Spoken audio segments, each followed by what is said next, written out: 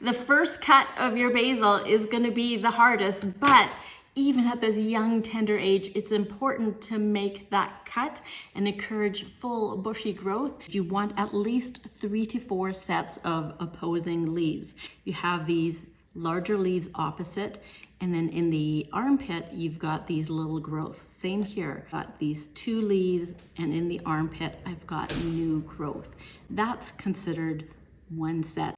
There's one tiny one down there, so that's 1, 2, 3, 4. So we're gonna cut right there, and we're gonna do it with confidence, no worries, no shame, no guilt. We've got our first basil trimmed. Our babies are ready to grow up. A little bit more water. Our precious little basil babies that are gonna go in a warm, sunny spot. And we're gonna take good care of them all summer long.